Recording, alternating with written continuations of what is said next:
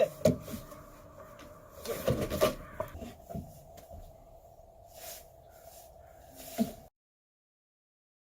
For team, today's trick is going to be shake hands. I really like shake hands as a trick. It can get dogs really comfortable having their feet handled. And for a dog that's a little bit shy about strangers, it can be a trick that really gives them something to do and a choice on whether or not they want to interact with that stranger.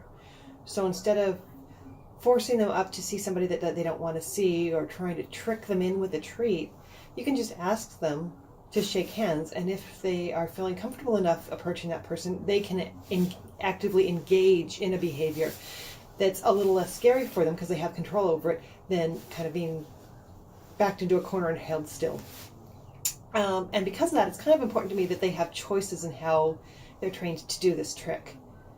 Yeah, well, if you haven't figured it out, I kind of feel that it's important to give dog choices, period, when we're training them, and all animals really.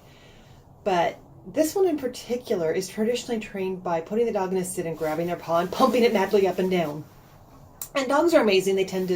Most of them tend to learn to tolerate that. And they even kind of learn to just get it over with by shoving their paw at us. But they don't really enjoy having their feet grabbed and pumped madly. And so instead, I like to train it as an outgrowth of our paw target.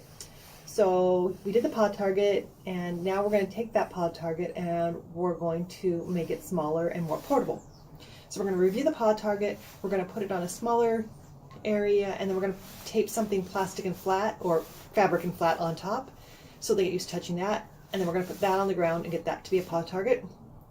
And then I'm going to put them up on a platform. I'm going to put them up on a platform because, as you figured out, I love platforms. It gives the dog a place to be.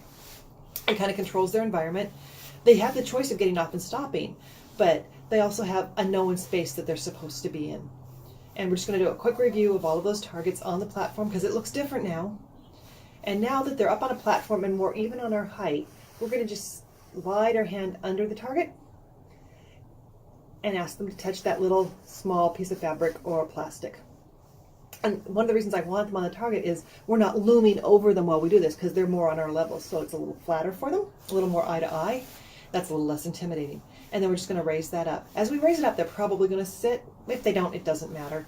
Once they're comfortable touching the target in our hand, we can ask them to sit and do the same behavior.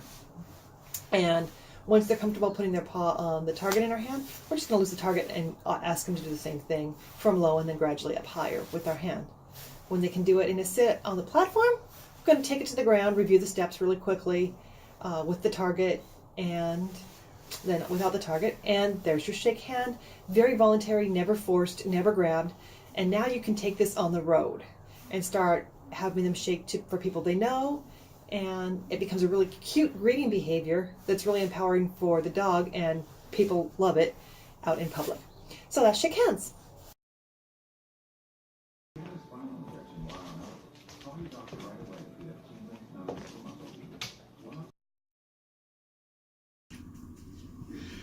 Huh?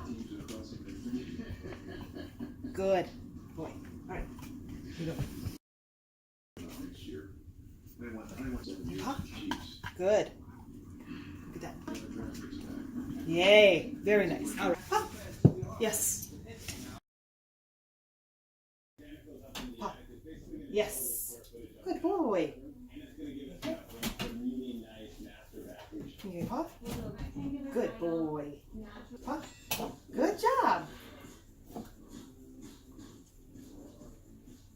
Okay. Puff. Good. Zig. Puff. Good. Yes. Okay. Puff. Good boy. Check. Good job, buddy.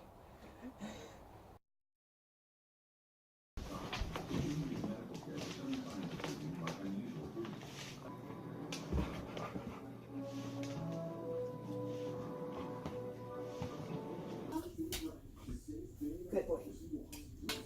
Yes.